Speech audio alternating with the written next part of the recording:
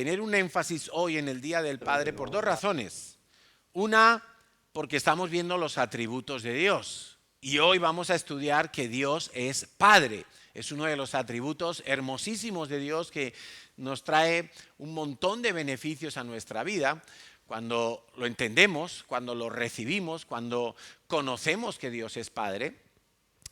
Pero además, porque sirve, recordar el Día del Padre, sirve para combatir un poco toda la cultura que hoy en día se está estableciendo en nuestra sociedad, donde prácticamente un padre varón es un terrorista en potencia que va a violar a mujeres y que va a maltratar a la esposa y que va a hacer muchas fechorías, porque prácticamente se está pintando así al hombre. Y justamente esta semana llegó a mis manos, yo lo pasé por ahí en algunos grupos de los líderes de la iglesia, un vídeo que probablemente algunos han visto en las noticias o en otros lugares, de Bertín Osborne. ¿Sabéis quién es Bertín Osborne? El cantante español, así alto y guapetón.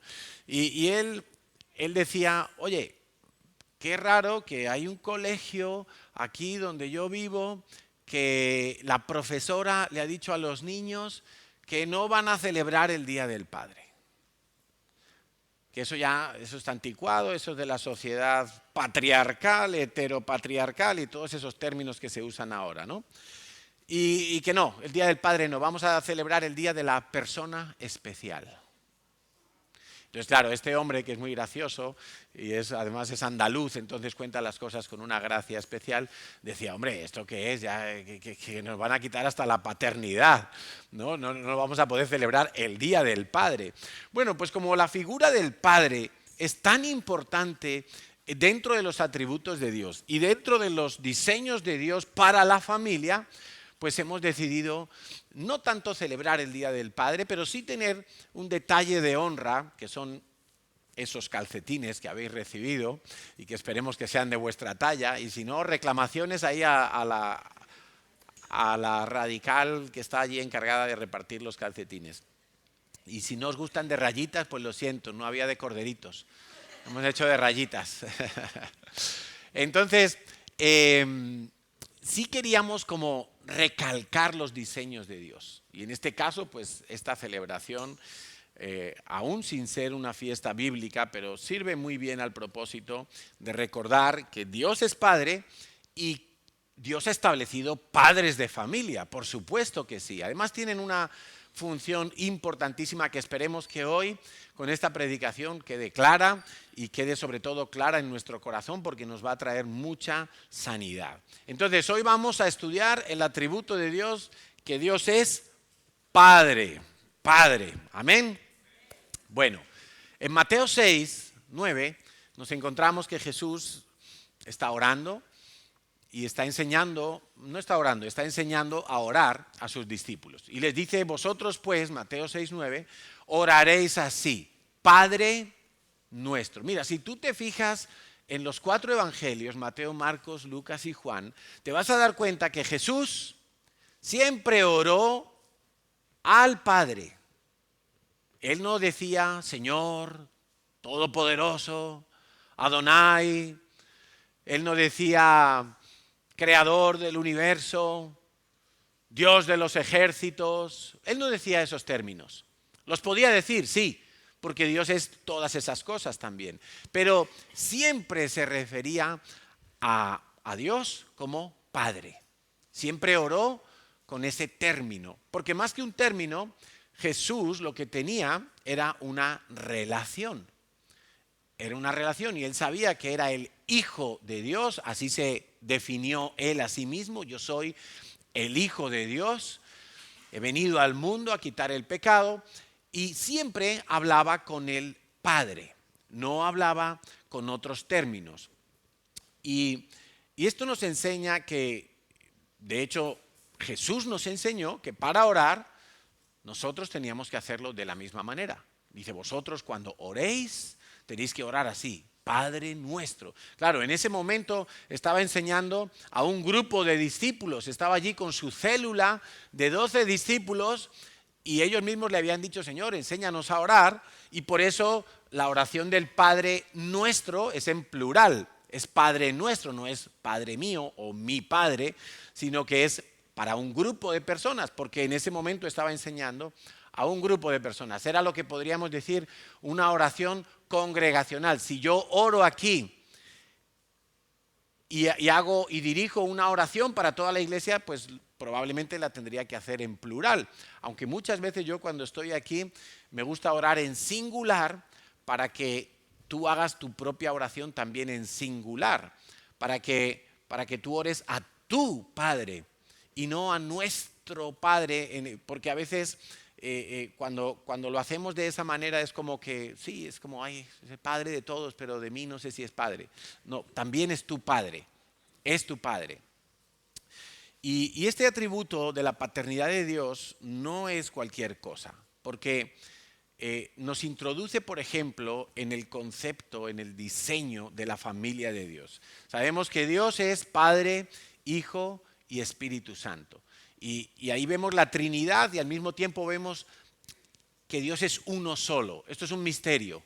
No lo podemos entender en este momento. Nuestra razón no puede razonar que tres son uno.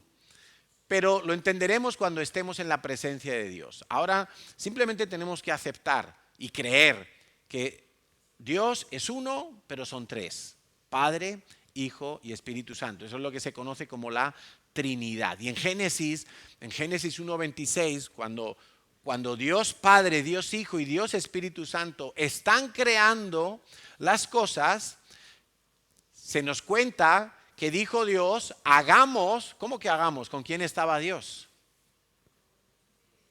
Hagamos al hombre en el concepto de género humano, hagamos al hombre a nuestra imagen conforme a nuestra semejanza. Dios estaba hablándonos ahí y nos está expresando que Él iba a crear una familia a imagen y semejanza de la que había en el cielo.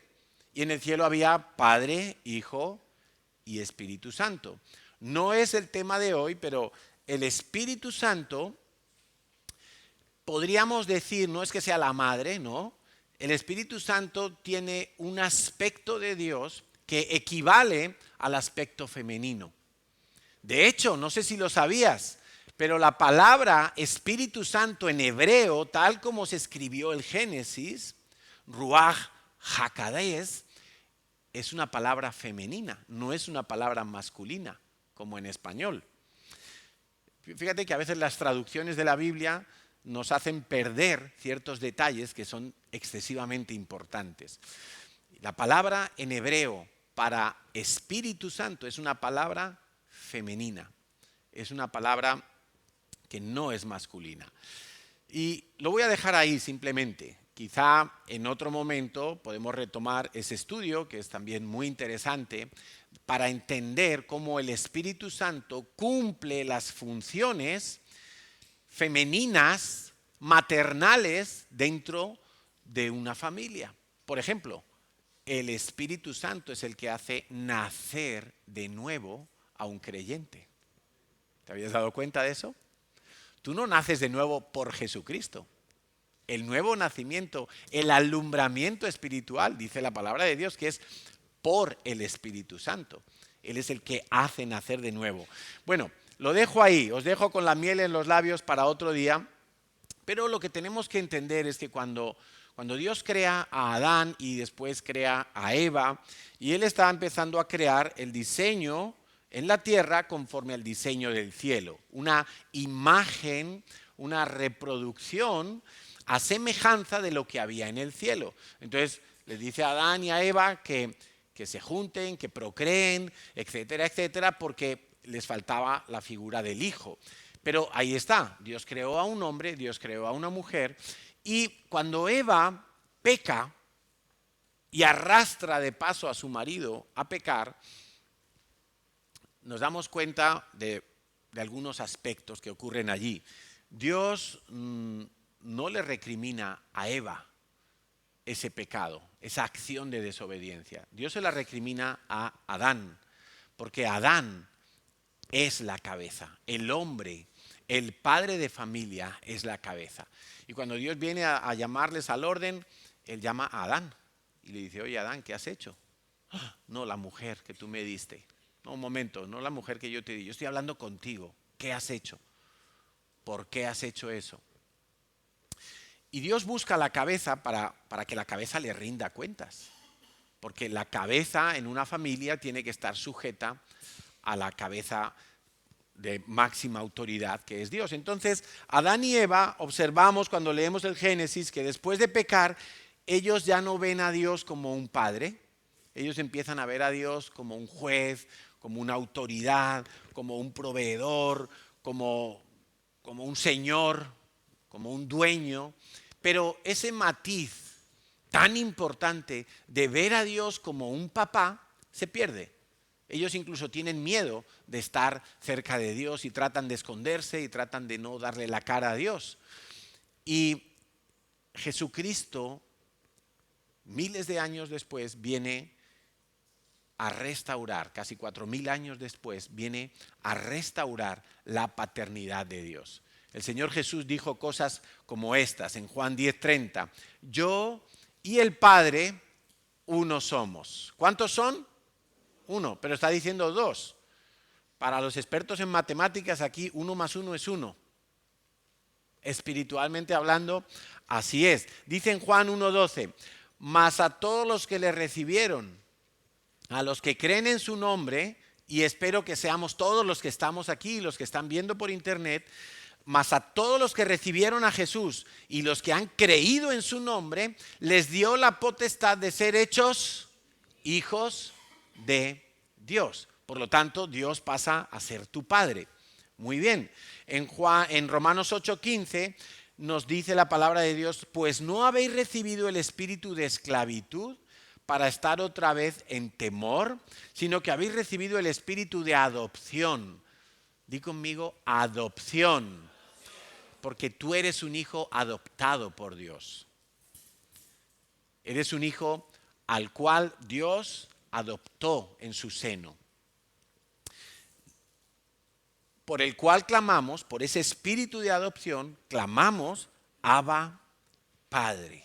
Abba es una palabra en hebreo que no se ha traducido, quizá porque a alguien le pareció repipi, pero Abba significa papá, literalmente.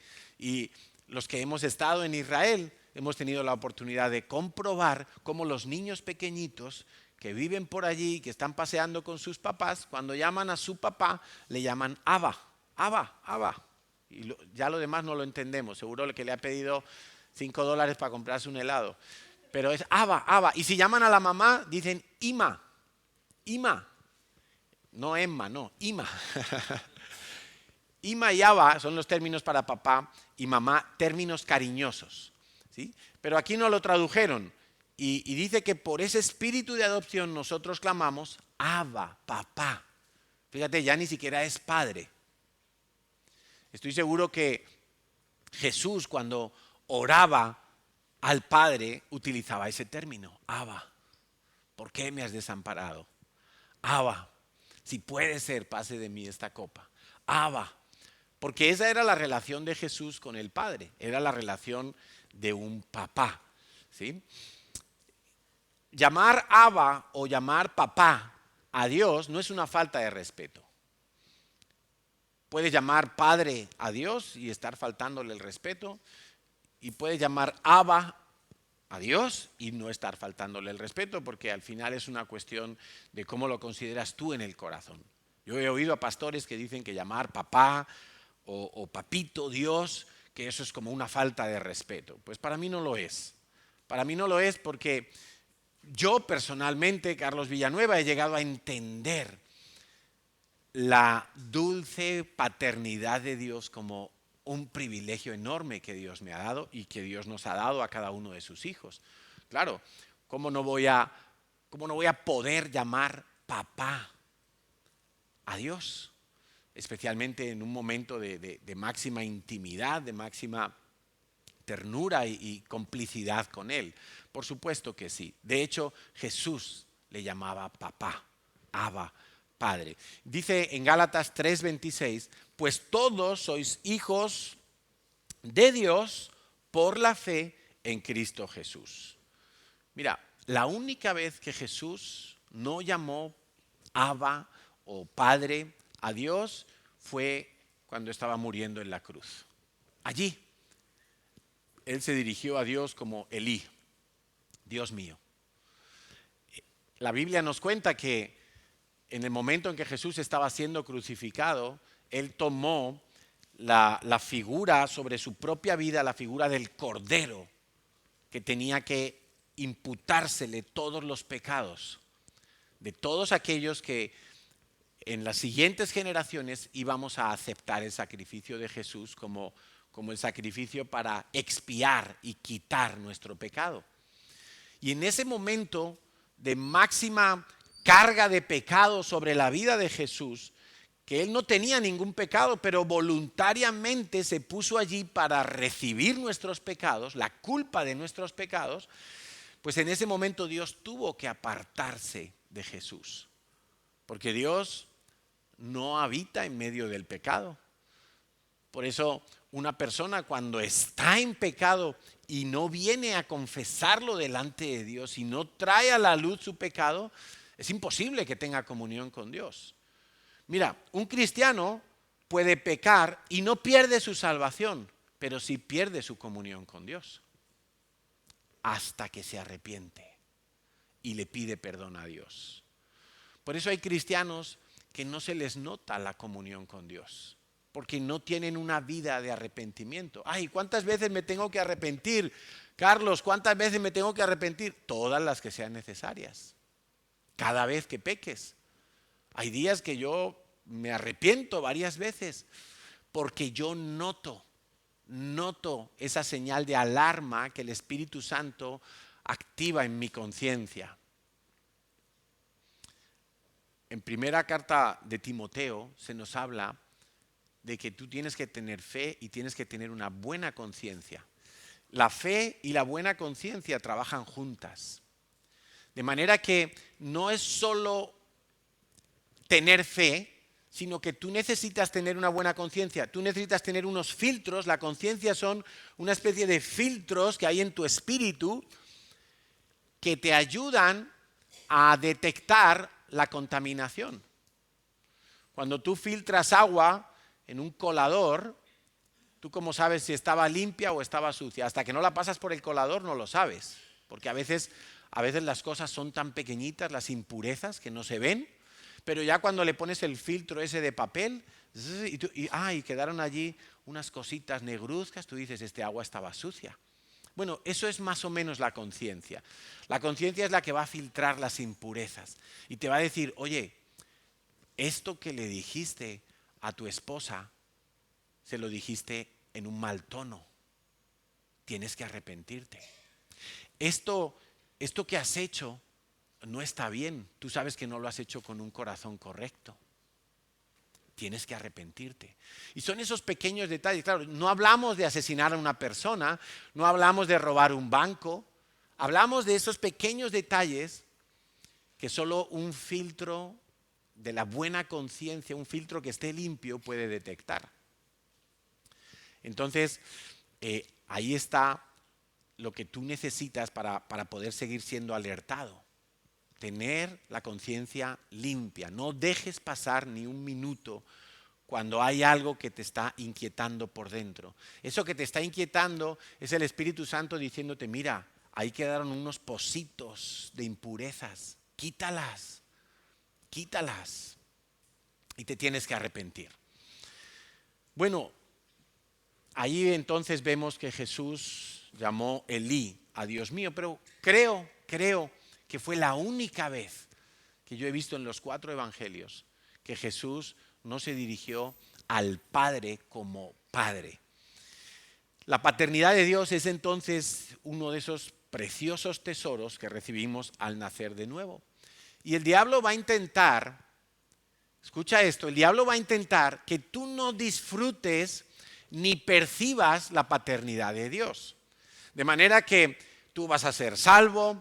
El día que te mueras, los ángeles de Dios te recogerán y te llevarán a su seno, pero habrás pasado toda la vida con una orfandad espiritual, porque a eso vino el diablo, a hurtar, matar y destruir. Y él va a querer matar y va a querer robar la paternidad de Dios en tu vida. Y en algunos casos lo ha logrado, por ejemplo, a través de una mala paternidad aquí en la tierra. Algunos han tenido malos padres cuando han sido niños, cuando han sido pequeños. Vamos a hablar de esto un poquito más tarde porque eso tiene solución. En otros casos simplemente el diablo ha hecho creer a algunas personas que la paternidad de Dios no es tan importante, que yo puedo tener una relación con Dios, que Dios es creador, Dios es mi proveedor, Dios es el que me santifica y etcétera, etcétera, etcétera, pero como que no hace falta demasiado énfasis en la paternidad. A veces es por el propio rechazo que tenemos que no nos sentimos cómodos relacionándonos con Dios Papá. Y entonces preferimos orar a Jesucristo, preferimos orar al Espíritu Santo, pero nos cuesta tener cercanía, nos cuesta tener confianza, tal y como nos dice Dios. Dios dice, acércate a mi trono con confianza. Pero es la confianza, mira, yo te lo ilustro de la siguiente manera. Ese padre que está en el sillón de la casa, allí con los pies en alto, leyendo el periódico, bueno, ahora mirando las redes sociales, ¿sí? O el periódico online, y está allí el papá, y está concentrado, y el niño llega donde su papá porque no encuentra el pijama, porque no encuentra el bolígrafo para hacer los deberes. Y el niño no se preocupa mucho de que su padre está relajado y está descansando y está en su tiempo y está allí leyendo atentamente lo que está leyendo. No le importa mucho, él confiadamente se acerca a su papá. No piensa, mi padre está ocupado, mi padre no tiene tiempo para mí, mi padre me va a mandar a la porra si me acerco. No, él está confiado y él se acerca y le dice, papi, ¿dónde está mi pijama? No está en el cajón. Y el papá no le manda la porra. El papá se levanta y le ayuda a encontrar su pijama o le dice dónde está puesto, etcétera, etcétera. Bueno, a veces nosotros hacemos todo lo contrario. Creemos que vamos a molestar a Dios si oramos. Yo he oído gente que dice, uy, es que Dios está tan ocupado que ¿cómo va a oír mis oraciones? Si Dios tiene que arreglar Ucrania, Dios tiene que arreglar allá en Estados Unidos la crisis financiera de los bancos, Dios tiene que arreglar el hambre de África, ¿cómo va a escuchar Dios mis oraciones? Dios está muy, muy ocupado. ¿Habéis oído eso alguna vez? Alguno quizá hasta lo ha pensado él mismo. Pues quiero que sepas que no, que Dios, papá, es multitarea, como estos ordenadores de hoy en día, que son capaces de hacer de todo a la vez. Bueno, Dios más todavía, porque Dios puede escuchar tu oración aquí en Barcelona, mientras está escuchando la oración de un australiano, mientras está escuchando la oración de un nigeriano, mientras está escuchando la oración de un argentino, mientras está escuchando la oración del esquimal, mientras está encargando del peligro que está un misionero suyo en Siria. Dios puede atender, porque Dios es omnipresente, porque Dios es todopoderoso, porque para Dios no hay nada imposible, porque para Dios no existe el tiempo. Dios está hoy aquí, pero al mismo tiempo está en tu ayer y en tu mañana. No lo podemos entender, no trates de entenderlo, porque ni con la película de Regreso al Futuro lo podemos entender, pero Dios sí es así. Simplemente Dios es. Otros quizás se han comido el cuento de toda esta agenda de la que hablaba al principio de la predicación, toda esta agenda que se llama 2030, en la cual se pretende darle la vuelta a todos los roles, el rol del hombre, el rol de la mujer, el rol del papá, el rol de la mamá, el rol de los hijos. No. Los padres son padres, las madres son madres y los hijos son hijos. Y cada uno tiene unas responsabilidades y unas funciones en el hogar. Mira, algunos cristianos todavía creen que la democracia es un buen método para un país, para una iglesia, incluso para una familia. Y entonces, los que hemos tenido familias numerosas, nosotros hemos tenido 3 hijos varones, pues llegó un momento que si hubiéramos hecho todo por democracia, nuestros hijos hubieran ganado la batalla. Y si mis hijos hubieran dicho, no papá, nos hemos puesto de acuerdo, somos 3 votos contra 2, papá y mamá quedáis en minoría. Y nos hemos puesto de acuerdo que hoy tenemos que ir a comer al Burger King. No, pero es que papá y mamá, no, pero esto es una democracia, hemos votado, mira, el mayor, el mediano, el menor, 3 votos contra 2 votos de papá y mamá, estáis en minoría. Hubiéramos perdido casi todas las batallas con nuestros hijos. Pero resulta que en mi casa no vivimos por democracia, tampoco vivimos por dictadura, vivimos ejerciendo la autoridad que como padres Dios ha dado a los padres. Y los hijos, su principal cometido en el hogar es, ¿cuál? ¿Cómo? A ver, que lo digan los hijos, por favor. Bueno, todos somos hijos, ¿no? Obedecer. Papá, pero no hay peros. Hijos, obedeced a vuestros padres porque esto agrada al Señor. Yo le tendí una trampa a mis hijos, de pequeños les hice aprenderse de memoria ese versículo. Entonces a los que creen en Jesucristo, Dios le dio la potestad, no, ese no. Hijos, obedeced en todo a vuestros padres porque esto agrada al Señor. Colosenses 3:20. Entonces cada vez que, ¿cuál versículo aprendimos? Y encima eso agrada al Señor. O sea, no es porque me apetezca a mí, no es porque yo soy el padre y se hace lo que yo digo, no, es porque eso agrada a Dios. Entonces ahí ya no tenían argumentos, ahí ya se quedaban callados. Entonces no hay tal cosa como la democracia, es el paraíso para gobernar y para... No, es la teocracia.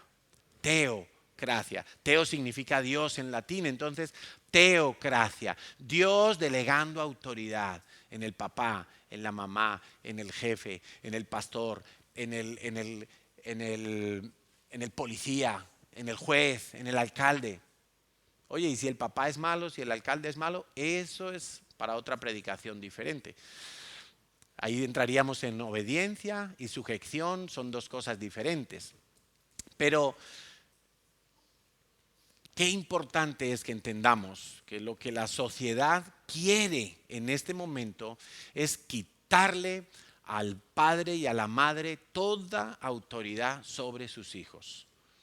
Pero descaradamente además. Descaradamente. Mira, los que tenéis hijos en primaria, os debería de preocupar una asignatura que se imparte en los colegios de España que se llama Educación Afectivo-Sexual. Hasta el Ayuntamiento de Barcelona tiene un programa que se llama,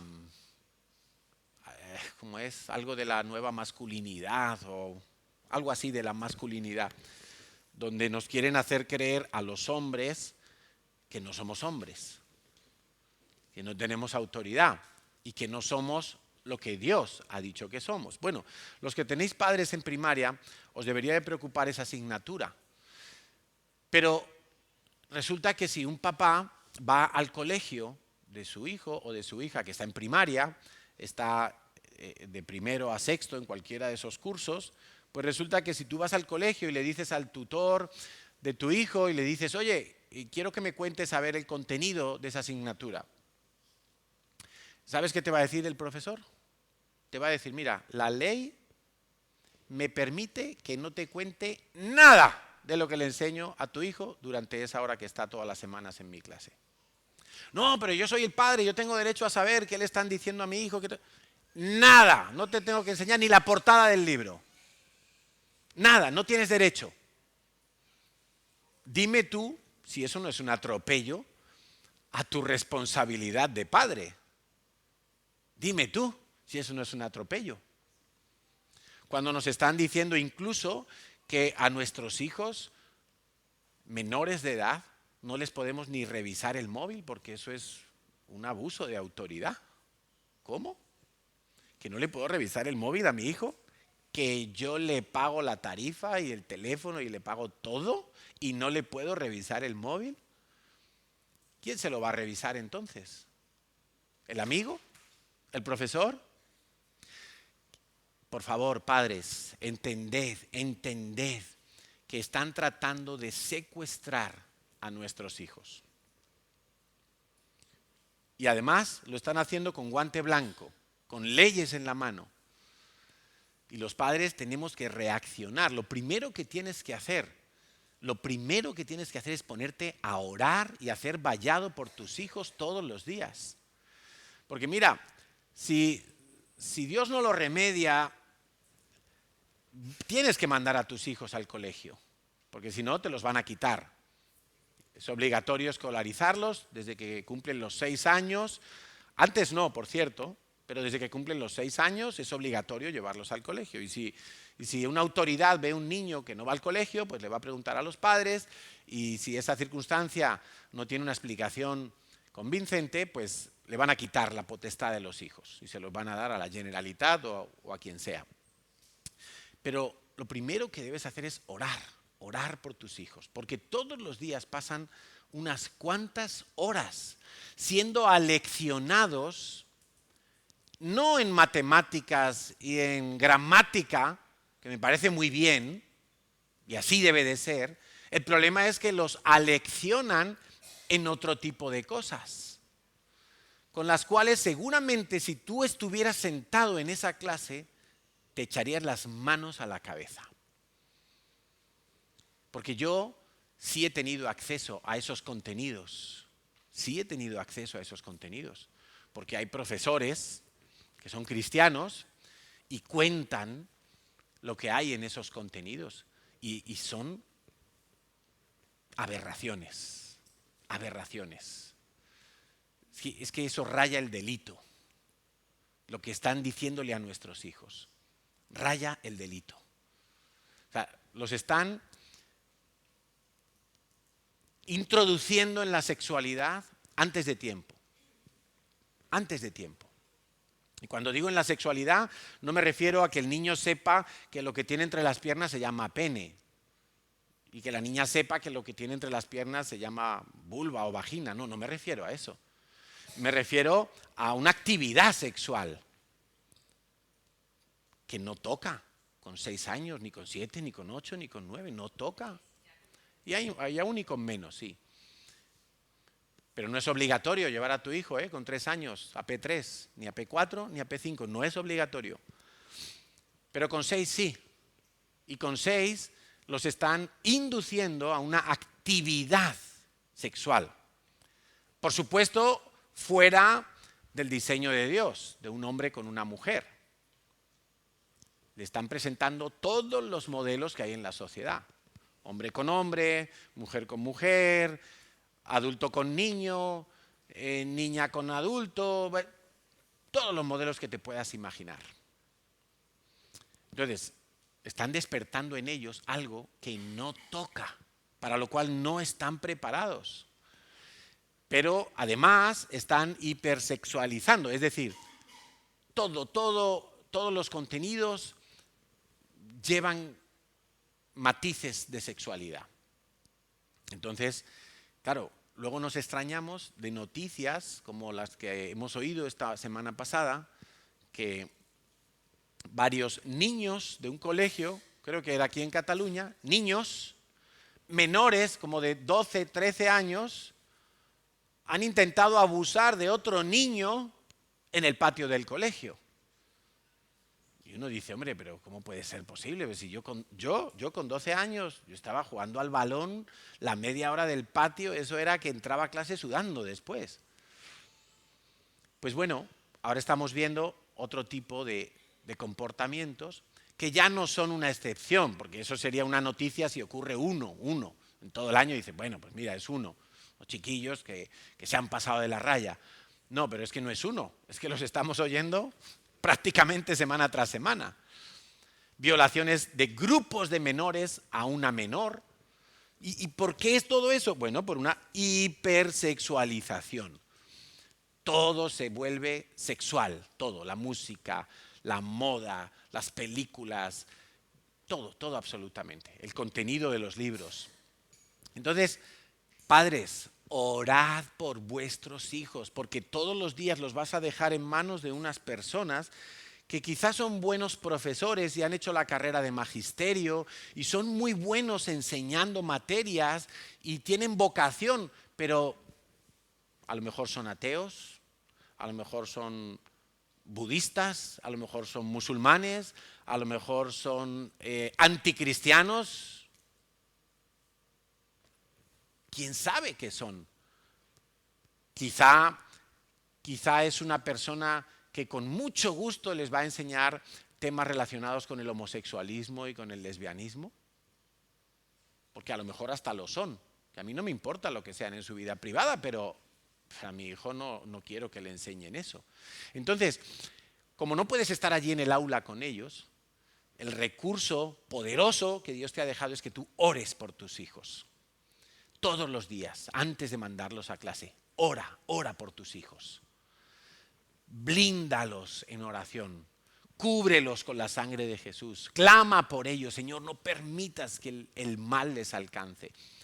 Pero no solo orar, es que tú en casa te tienes que sentar con ellos a sacarles información para poder ministrar. Y cuando ellos te cuenten que ha habido una pelea, que ha visto dos niños dándose un beso, que sabe, no sé, cualquier cosa que a ti te suene rara, entonces tú le dices, ven hijo mío, vamos a hablar. Vamos a hablar. Por cierto, las fechas que Dios señaló en su palabra para que las celebremos de año en año, todas ellas estaban diseñadas de tal manera que el padre de familia, que es el sacerdote de la casa, tenía que hacer preguntas a sus hijos y los hijos tenían que hacer preguntas al papá. Y con esas preguntas se hacía como un juego y entonces el papá le enseñaba los principios divinos de la palabra de Dios. Y entonces, por ejemplo, en la fiesta de la Pascua, que es una fiesta hermosa porque es una fiesta de victoria, evidentemente. Es de muerte, pero es de victoria. Y los padres de Israel, cuando se sientan con sus hijos y comen, por ejemplo, en la cena de Pascua unas hierbas amargas, tal como está establecido en la palabra. Y los hijos preguntaban, papá, ¿y por qué comemos estas hierbas amargas? Y el papá le dice, hijo, un día nuestros antepasados eran esclavos. Estuvieron esclavos en Egipto por 400 años. No éramos libres, no podíamos adorar a Dios. El faraón nos tenía oprimidos. Solo podíamos trabajar y sobrevivir. Y por eso comemos estas hierbas amargas, para recordar que un día fuimos esclavos. ¡Wow! Impresionante, ¿o no? Y eso se le queda al niño. Un día fuimos esclavos. Ahora ya no. Ahora no somos esclavos. Ahora tenemos libertad en Cristo, podremos decir. Y entonces todo eso tú se lo puedes enseñar a tus hijos y es tan valioso como la oración que vas a hacer por él todos los días. Y necesitas hacerlo, porque son los padres, en este caso específicamente varones, los que tienen que ejercer la función sacerdotal en el hogar y enseñar la palabra de Dios. Bueno, por todas estas razones es que en muchos casos el diablo ha conseguido robar la paternidad de Dios en nuestras vidas a través de malos ejemplos de paternidad, de los cuales vamos a hablar en un momento. Ahora quiero hablarte de 4 beneficios, muy rápidamente. 4 beneficios que vas a recibir cuando tú reconoces y aceptas la paternidad de Dios. Ojo con esto porque Dios es Padre, pero Dios es Padre para los que quieren ser sus hijos. Si tú no aceptas la paternidad de Dios, no vas a poder recibir estos beneficios. El primero, identidad. Mira, hay tanta gente hoy en día que no sabe lo que es. Piensan que son materia, que son la reencarnación de algo o de un animal. Piensan que son energía, que son un aura, que son... Hay tanta gente que no sabe ni siquiera lo que es o que cree cualquier cosa en cuanto a su identidad. Nosotros sabemos que somos hijos de Dios. Gálatas 4:6. Y por cuanto sois hijos, Dios envió a vuestros corazones el espíritu de su Hijo, el cual clama, Abba, Padre. El Espíritu Santo es el que clama dentro de ti, Abba, Padre. Es el que te impulsa a que tú busques a Papá Dios y te relaciones con Papá Dios. Al principio de mi vida cristiana, la única seguridad que yo tenía de que era hijo de Dios era experimentar este versículo. Mi fe era tan pequeñita que yo cuando recibí a Cristo casi que ni me arrepentí de mis pecados, porque lo único que me predicaron en aquel entonces era que Dios podía llenar mi vacío. Y como yo tenía un vacío, pues me gustó la idea de que Dios llenara mi vacío. Y entonces yo hice una oración, recibí a Cristo en mi corazón. Sí, pedí perdón por mis pecados, pero para mí yo no tenía muchos pecados. En aquel momento mi ignorancia me hacía creer y mi orgullo me hacían creer que yo no tenía muchos pecados. Como se suele decir, yo no había robado un banco, yo no había matado a nadie, yo no era un asesino, ¿verdad? Pero lo de llenar mi vacío sí me gustaba, porque tenía un gran vacío en mi vida. Yo tenía un rechazo de caballo. Mi mamá intentó abortarme cuando estaba embarazada y yo nací con una marca de rechazo. Yo nunca supe qué era eso hasta que en la palabra de Dios me encontré con que había una sanidad para mi vida. Y entonces el momento de recibir a Cristo, esto se cumplió en mí. Dios envió su Espíritu Santo a mi vida. Pero no, yo no me desmayé, ni tuve un éxtasis, ni nada. No. Pero este testimonio dentro de mí, yo lo empecé a notar. No sé cómo, yo lo empecé a notar. Hoy sé cómo. Hoy sé que es porque su Espíritu vino a mi vida. Y dentro de mí me confirmaba, tú eres hijo de Dios en este momento.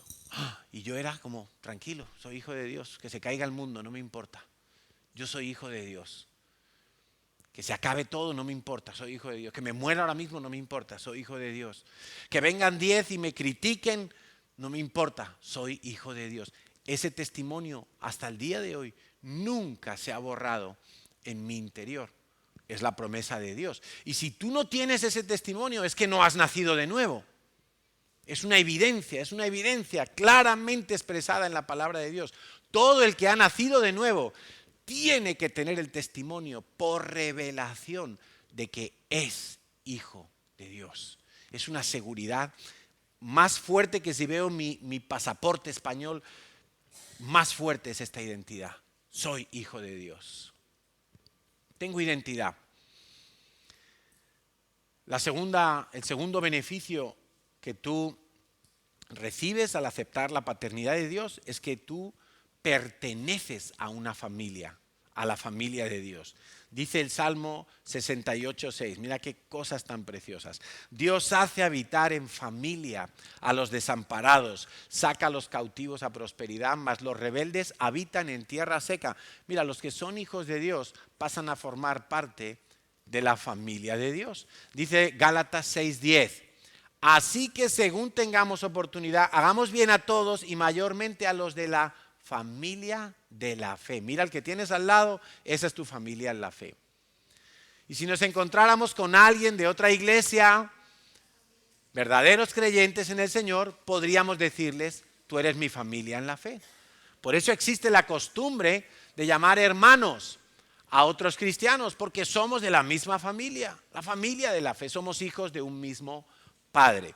Dice Efesios 2:19, así que ya no sois extranjeros. Aquí hay muchos extranjeros, ¿verdad? Que no son españoles, que habéis venido de otras tierras, pero hay muchos que aún viviendo en su país eran extranjeros en cuanto a la ciudadanía celestial, en cuanto a la relación con Dios. Dice ahora en Cristo Jesús, tú ya no eres extranjero, ni un advenedizo, uno que llega por ahí de lejos, sino que eres conciudadano de los santos y miembros de la familia de Dios.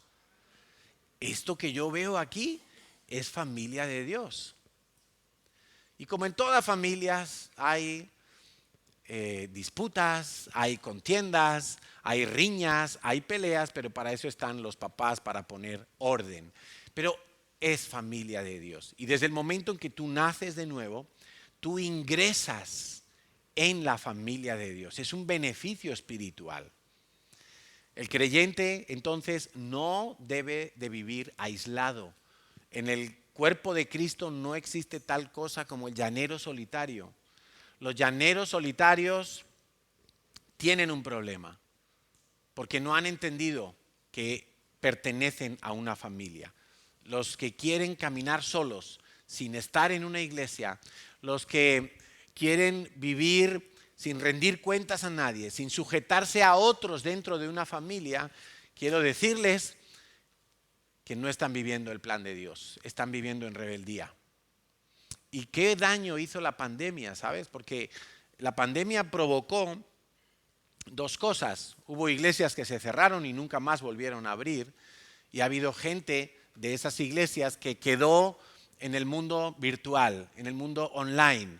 De manera que cada domingo se conectan a una iglesia, ven la predicación, escuchan el tema y dicen, ya he cumplido. Pero es que Dios no estableció el domingo para cumplir. Dios estableció el domingo para que lo santificáramos, para buscarle a Él, habitando juntos, congregándonos. Por internet uno no se puede congregar. Y salvo causa mayor, como puede ser una enfermedad, una invalidez temporal, bueno, estás en el trabajo, te ha tocado trabajar el día domingo, bueno, pues eso tiene su pase, pero los que se acogieron a las reuniones virtuales cuando terminó la pandemia y ya pensaron que así podían seguir siendo, no estás viviendo el plan de Dios. Y si hay alguien aquí que me está viendo por internet en este momento, quiero decirle, no estás viviendo el plan de Dios. Tienes que congregarte, donde tú quieras, pero tienes que congregarte, porque Dios nos ha hecho habitar en familia. Tercer beneficio, el propósito. Propósito. Mira, Dios ha hecho encargos para sus hijos. Dios tiene instrucciones para sus hijos. Dios dirige. Dios te ha encomendado, entre otras cosas, y a nivel general a todos los creyentes, Dios nos ha encomendado la gran comisión. La misión de ir y predicar el evangelio. ¿Dónde? Pues mira, en el barrio donde vives, en el lugar donde trabajas, en tu instituto, en tu universidad, en el parque donde juegas al fútbol, en el gimnasio donde vas a ponerte en forma, o quizá en otra ciudad cuando hay un llamado ya transcultural, pero Dios nos ha encargado la gran comisión a todos.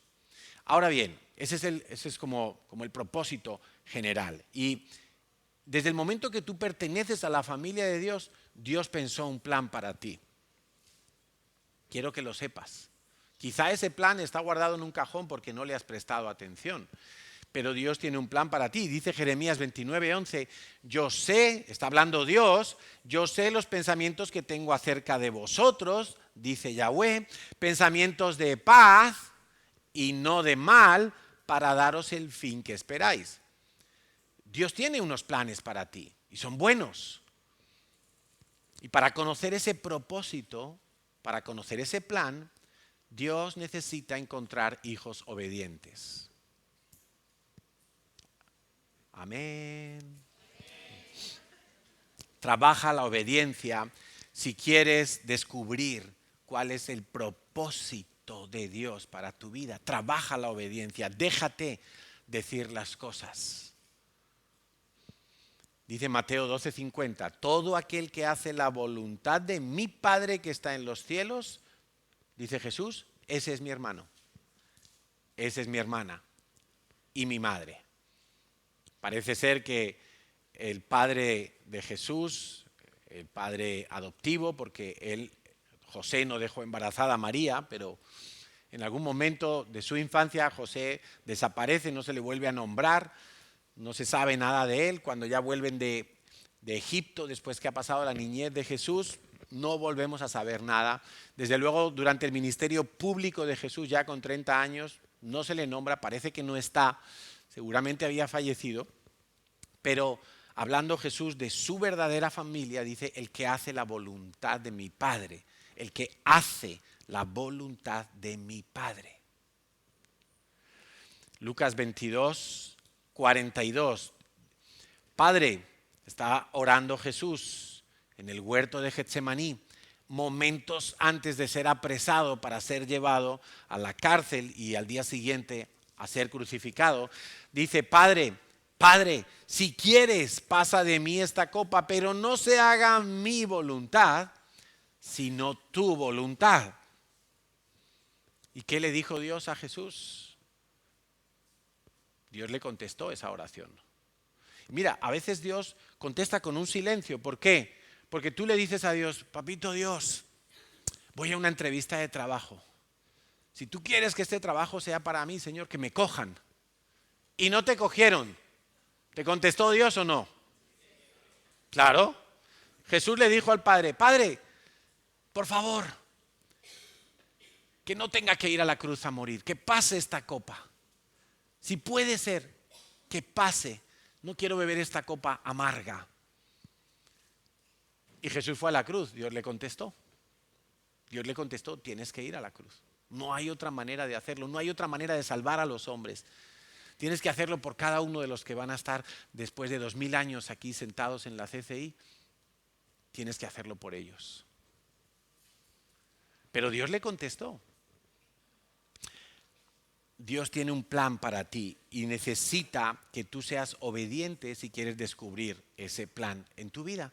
Mira, y en la iglesia, yo siempre digo que la iglesia y el matrimonio son las dos mejores escuelas que hay. El matrimonio porque uno tiene que morir todos los días. Todos los días.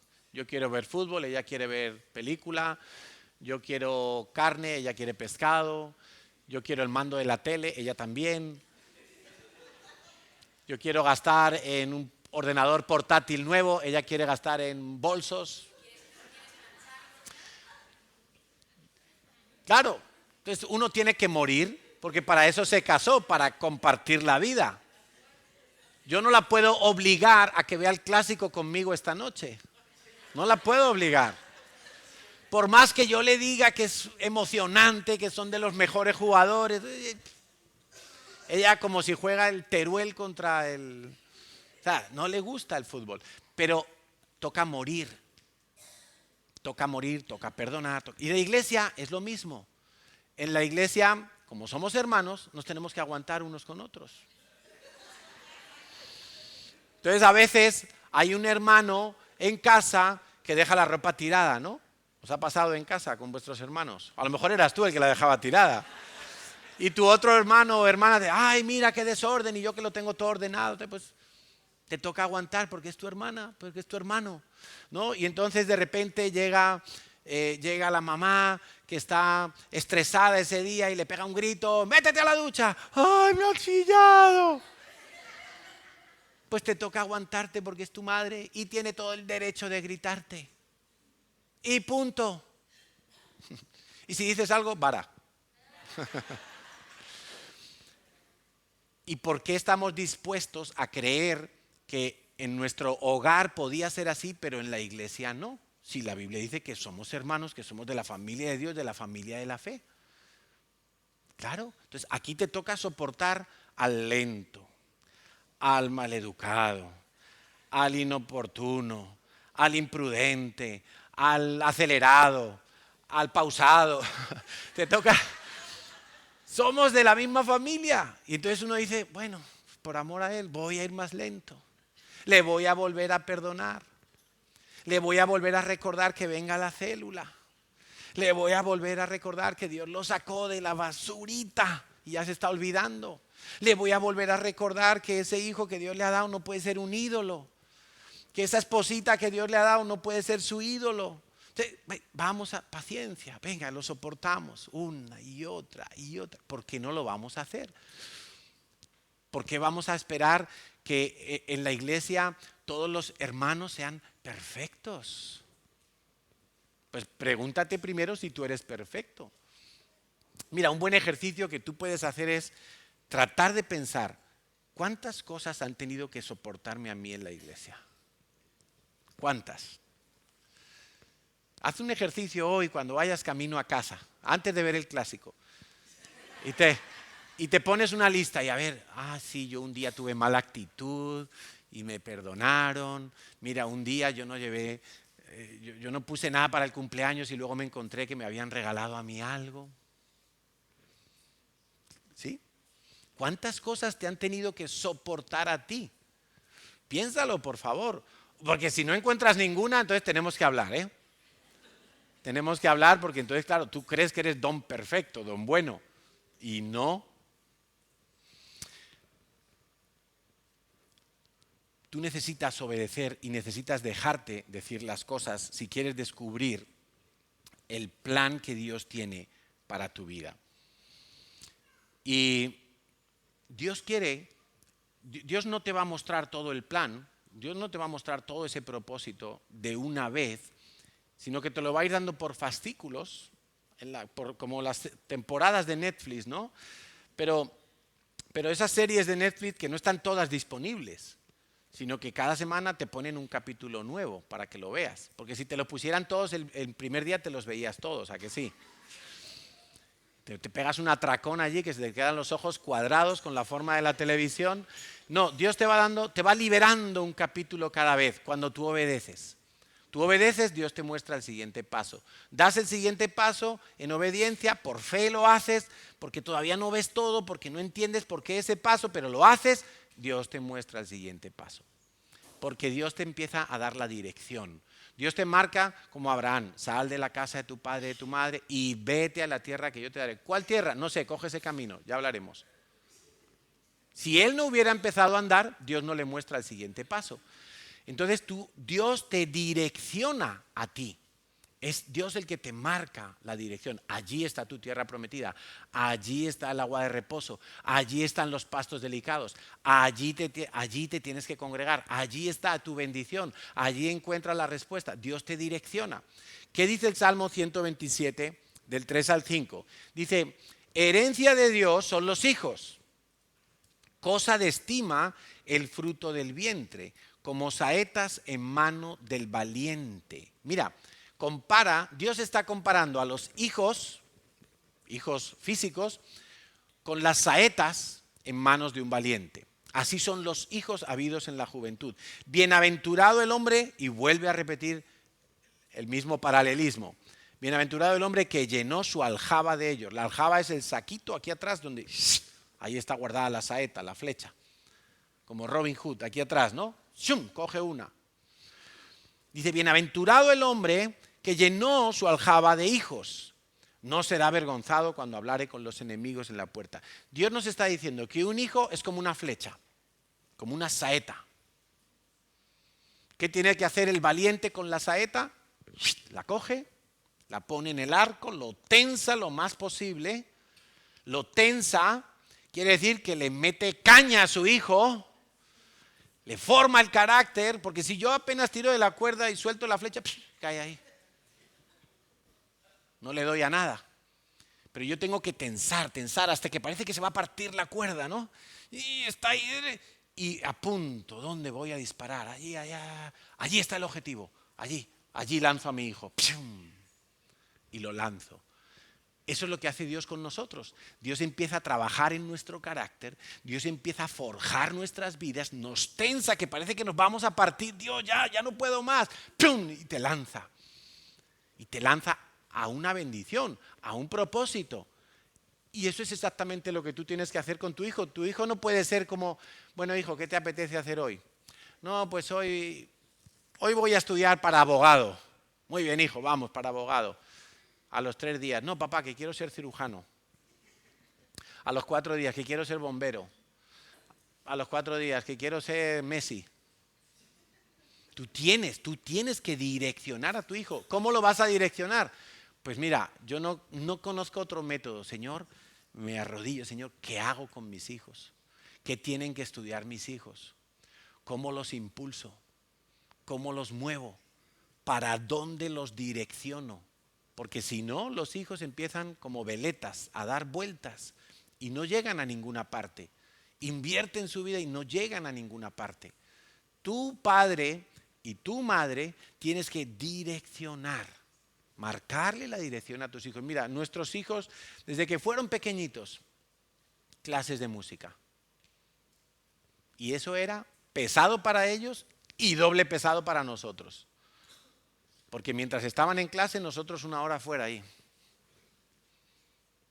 1 hora, 45 minutos. Año tras año, día tras día, semana tras semana. Cambiábamos de pueblo, venga, busca la otra academia, busca el profesor, contrata a uno, invierte el dinero en ellos. Eso es parte de la dirección que ellos han tenido. Campamentos en verano, al redil, los 3 meses. Vas a volver morenito, tostadito, piel seca y gasta crema para la piel. Al redil. Papá, que es que... No, al redil, fórmate, sirve, a lavar platos como todos, a limpiar baños como todos, a trabajar, a recibir, a dar, a rozarte allí con el resto, porque en el rozamiento es que nos vamos formando. Eso es parte de la dirección que nosotros hemos hecho con nuestros hijos. Y no ha sido fácil, porque uno tiene que luchar contra corriente, porque sus amigos del instituto quieren el viaje de fin de curso y quieren ir a esquiar juntos, ¿no? Pues tú no vas. ¿Por qué, papá? Porque tú vas al redil. Ah, pero es que yo nunca he ido a esquiar. Pues ya iremos. Ya irás conmigo un día. Ya. Eso es parte de la tensión en la cuerda. No, tú no. Tú eres diferente.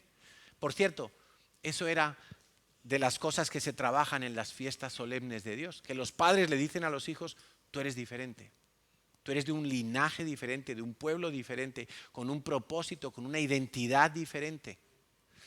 Y el cuarto beneficio que Dios te da es, el cuarto y penúltimo, es la herencia. Dios te da una herencia. La herencia tiene que ver y está ligada al propósito de Dios. ¿Por qué? Porque la herencia tiene que ver con la dotación que Dios te hace. Dones, conexiones que Dios hace en tu vida. Dios te da una herencia para que tú puedas cumplir el propósito. Y esa herencia se basa principalmente en el Espíritu Santo y los dones del Espíritu Santo para tu vida y el fruto del Espíritu Santo para tu vida. Sin el Espíritu Santo es absolutamente imposible que tú cumplas el plan de Dios. Imposible. Tú puedes ser un cristiano nominal, de venir todos los domingos a la iglesia y no estar viviendo el plan de Dios. Ni siquiera saber cuál es el plan de Dios. O puede que estés viviendo otra cosa diferente al plan de Dios, creyendo que estás invirtiendo tu vida en las cosas del reino de los cielos. La herencia tiene que ver con los dones y con el fruto del Espíritu Santo. Y esa es la dotación, la capacitación para que puedas cumplir el propósito de Dios. El último beneficio del que quiero hablar es la honra. La honra. ¿Y cómo es esto? Porque soy yo el que tiene que honrar a Dios. Pero Dios me da el privilegio de honrarle. Porque es un beneficio para mi vida. Y hoy quiero con este punto seguramente desmontar algunos esquemas religiosos que tenemos, algunos esquemas humanistas que tenemos, porque a veces nos gusta honrar a gente o a personas que han logrado muchas cosas en la vida y esa honra es como un reconocimiento, ¿no? Como cuando alguien se muere y todo el mundo dice, era una buena persona, este hombre era un excelente jefe y todo el mundo lo odiaba, pero como se ha muerto, toca honrarlo, ¿no? O este hombre consiguió tales cosas, o esta mujer logró, y mira, fue la primera mujer que hizo tal cosa, y como que la honran por los logros. Pero la honra de Dios no tiene nada que ver con los logros, no tiene nada que ver con las obras. Tú tienes que honrar a Dios por lo que Él es. Porque Él es tu Padre, tú lo tienes que honrar. Porque el mandamiento en Éxodo 20:12 dice, honra a tu padre y a tu madre. Honra a tu padre y a tu madre. Y por cierto, tiene promesa de larga vida. los que honran a su padre y a su madre. Y evidentemente si Dios es padre también lo tengo que honrar. Pero la honra que yo le doy a Dios no es por los logros que Él ha conseguido. Dios no necesita esa clase de honra. Dios no necesita que le hagan una estatua o un monumento donde diga todo lo que Dios ha logrado. Ese monumento tiene que estar aquí en tu corazón. Ahí sí tiene que haber una cosa grabada que diga, Dios es mi Padre, Dios es el mejor, solo a Él le doy mi alabanza. La honra a Dios es con nuestras primicias. Y esto tiene que ver con lo que te estoy diciendo, que yo no necesito honrar a Dios por lo que Él es o por lo que Él necesita. Tenemos que quitarnos ese humanismo de en medio. Dios no necesita mi dinero, pero Dios ha dicho que le honre con las primicias de mis frutos. Traducido a forma práctica, esos son los diezmos. Los diezmos son las primicias que todos los meses tú le das a Dios para honrarlo. A ver, ¿cómo es eso, Carlos? ¿Cómo es que si yo le doy el diezmo a Dios, lo estoy honrando? Si lo haces de esta manera, lo estarás honrando, si no, no. El diezmo tiene que ser lo primero que tú sacas de tus ingresos. Cuando tú tienes un ingreso, lo primero tiene que ser sacar el diezmo. Y esa es la manera en que tú estás honrando a Dios. Señor, tú eres el primero. Si tú lo sacas lo último, cuando ya has pagado el alquiler, la comida, el colegio del niño, la ropa, el transporte y todo, y al final me sobran 100 euros, lo traigo aquí, no has honrado a Dios, lo has dejado en último lugar.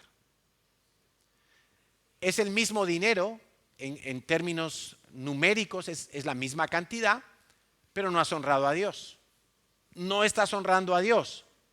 Entonces, el diezmo no es, escucha esto por favor, el diezmo no es porque la iglesia necesita dinero. El diezmo no es porque Dios necesita dinero. El diezmo es la manera en que tú honras a Dios. Siempre que lo hagas lo primero. Si no, no lo estás honrando. Mira, si tú llegas de visita a casa de tus padres. Vamos a poner este ejemplo. Vas a visitar a tus padres, a su casa. Tú ya no vives con ellos y vas un día de visita. Y resulta que ese día en casa de tus padres están unos vecinos. Están allí hablando y pasando el rato con tus padres. Y tú llegas y ¿a quién saludas primero? Al que te abre la puerta, hombre. No, no. Tú saludas primero a tu papá y a tu mamá. Porque son los más importantes. Porque es la manera en que tú les estás diciendo, tú eres el más importante. Después ya saludas a los vecinos, a los primos, a todo el que haya por allí, al perro. Pero el primero a tu papá y a tu mamá. ¿Sí o no? Bueno, esa es la manera de decirle, vosotros sois los primeros. Es así de sencillo. Cuando tú apartas tu diezmo, siendo lo primero que sacas en tu presupuesto, tú le estás diciendo a Dios, tú eres el primero. Ah, pero es que yo cobro el miércoles y hasta el domingo no voy a la iglesia. No importa. Tú lo puedes hacer, te puedes llevar un sobre, te puedes hacer una transferencia, lo que sea. De alguna manera tú tienes que proponerte que lo primero sea para Dios, porque esa es la manera en que tú honras a Dios. Y eso tiene que ver con la honra a los padres. ¿Cómo vas a honrar tú a tus padres? Honrar a los padres no es que les voy a enviar un dinerito cada mes porque están necesitados. Eso está bien. Si están necesitados, pues tú no puedes mirar para otro sitio. Evidentemente tienes que arrimar el hombro y tienes que ayudar. Pero la honra no es porque hay una necesidad. La honra tiene que ser porque son padres.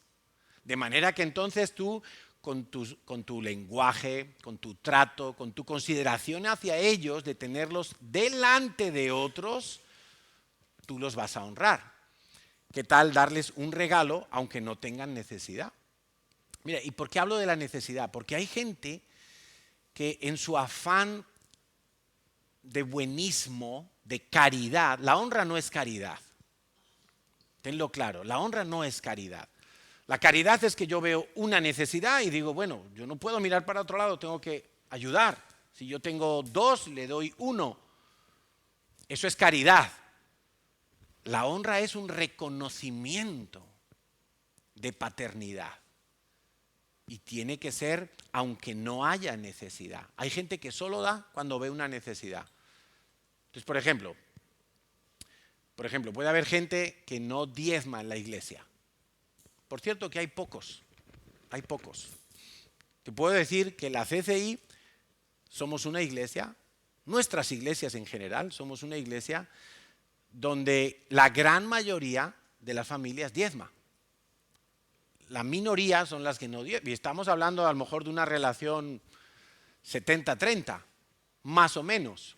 O sea, quiero decir que como iglesia, como nosotros enseñamos el diezmo, como nosotros los pastores practicamos el diezmo, pues eso está como bien inculcado en el corazón de los discípulos, de la familia de la fe. Pero hay gente que no diezma, pero sin embargo si decimos, oye, es que vamos a comprar unas cosas ahí para las clases de los niños, entonces yo sí doy. Como que si ven una necesidad, sí dan. Y está bien, pero el punto que Dios nos quiere llevar es a honrar su nombre en primer lugar y que aprendamos a honrar a nuestros padres. Nuestros padres biológicos, si todavía están vivos, y si no, pues tendremos que honrarlos con la memoria que tenemos de ellos, hablando bien de ellos. Y por cierto, la honra, el mandamiento es honra a tu padre y a tu madre. No vale la deshonra, por supuesto, pero tampoco vale la pasividad. La pasividad, es decir, no, mi padre, no sé nada de él, pero que Dios lo perdone, pero yo no quiero saber nada de él. No, esa pasividad, esa no honra, no está cumpliendo el mandamiento. El mandamiento, y mira, algo interesante de los mandamientos de Dios, es que los mandamientos siempre tienen una parte de beneficio para nosotros mismos. O sea, cuando Dios te dice honra a tu padre y a tu madre, no es porque Dios quiere imponerte una serie de cargas para hacerte la vida un poco más difícil, es que Dios quiere ayudarte porque detrás de ese mandamiento, si tú lo haces con el corazón correcto, va a haber un beneficio para tu vida. Entonces, honra a tu padre. Es que mi padre, honra a tu padre. Allí vas a encontrar bendición.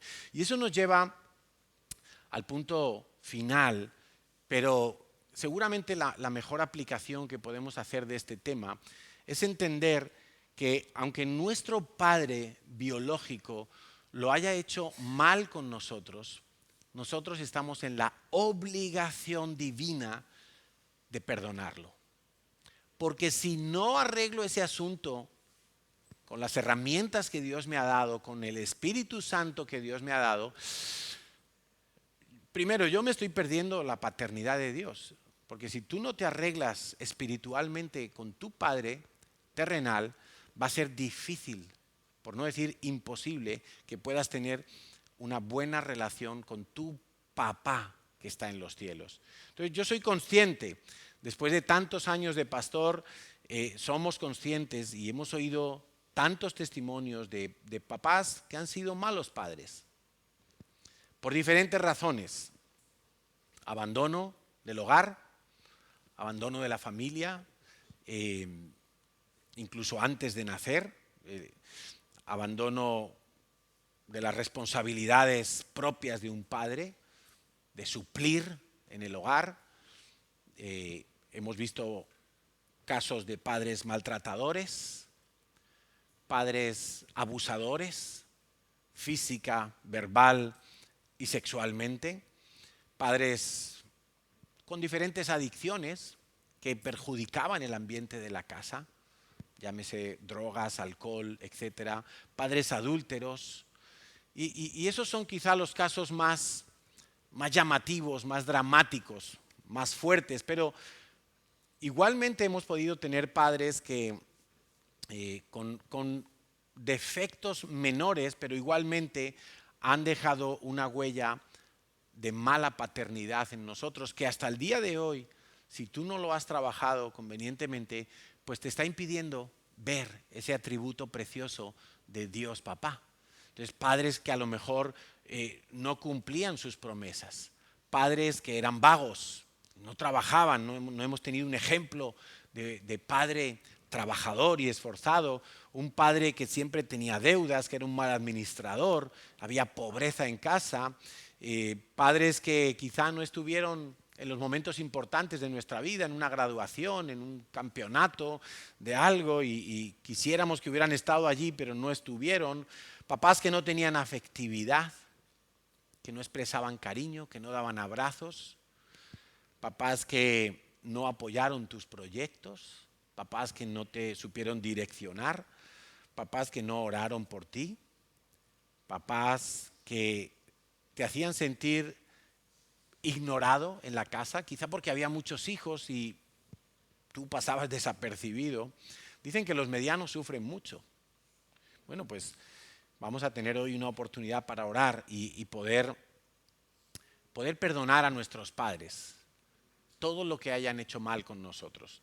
Quizá papá nunca te felicitó por unas notas o por un trabajo hecho en el colegio o nunca se paraba a mirar los dibujos que traías o las manualidades y no le prestaba atención a esas cosas.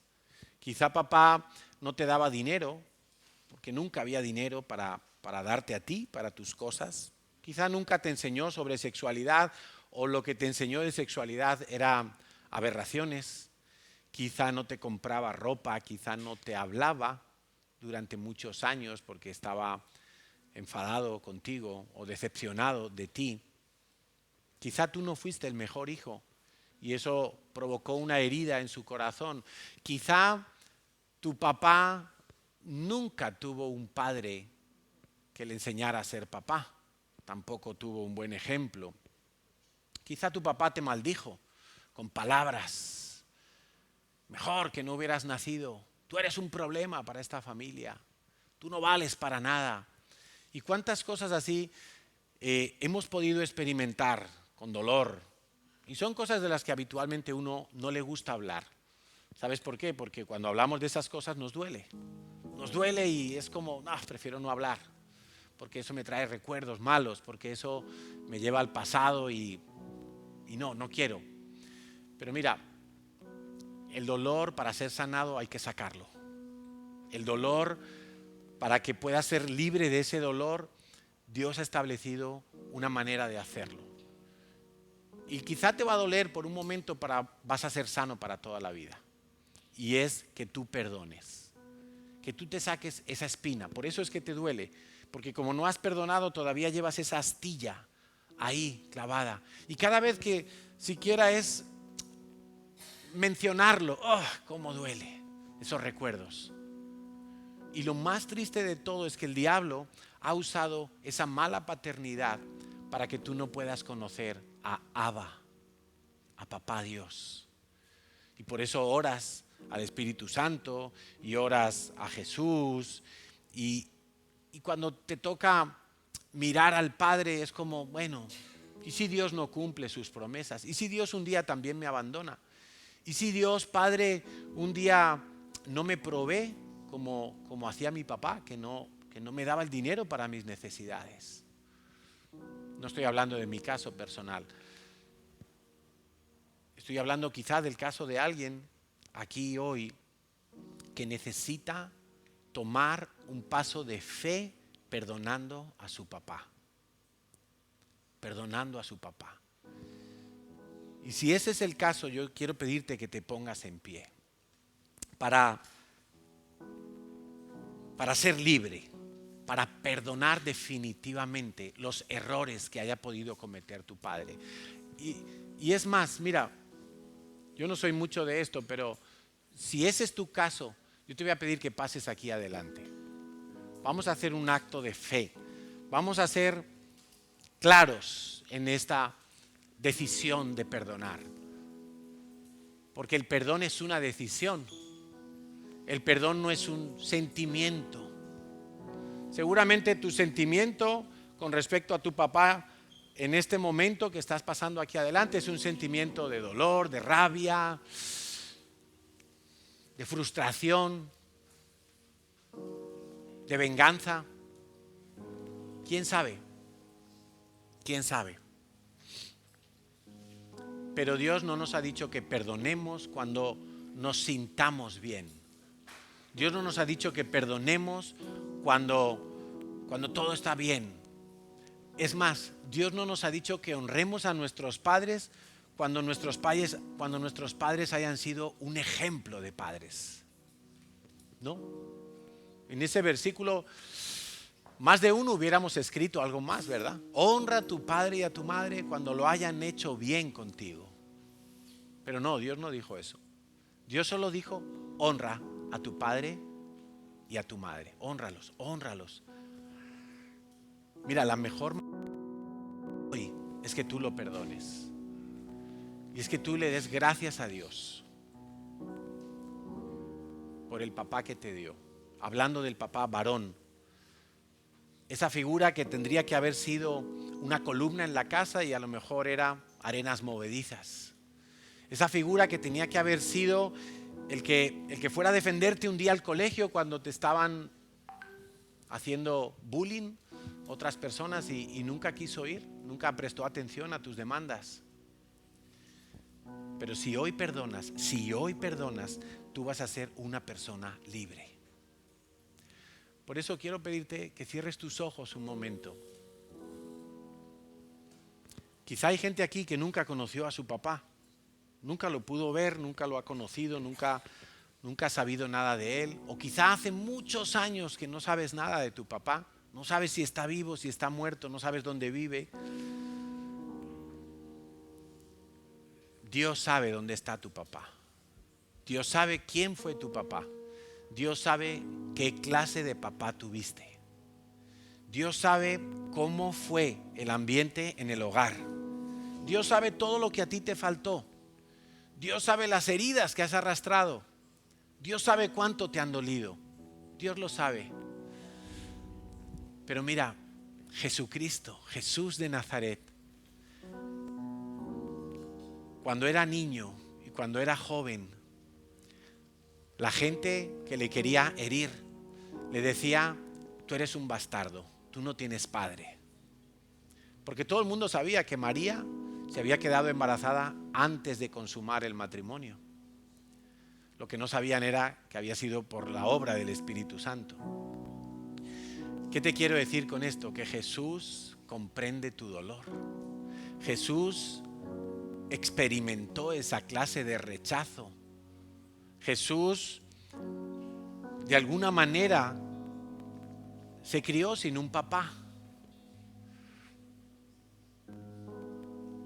Él sabe lo que tú estás pasando. Él sabe esas cargas que tú has experimentado y que no has querido nunca enfrentar este tema. Pero hoy Dios te está trayendo esperanza. Hoy Dios te está trayendo libertad. Y esa libertad solamente la puedes lograr por medio del perdón. Jesús lo hizo todo. Solo queda dar un paso y lo tienes que dar tú. Y es que tú hoy tomes la decisión de perdonar a tu papá, a tu padre. Quizá nunca lo viste. Y las veces que lo viste mal, haciendo malas cosas. Perdónalo. Dios no se equivocó. Dios no se equivocó. Dios sabía que tú ibas a tener la oportunidad de perdonar a tu padre. Y de que conozcas por fin a Dios papá, a Dios Padre.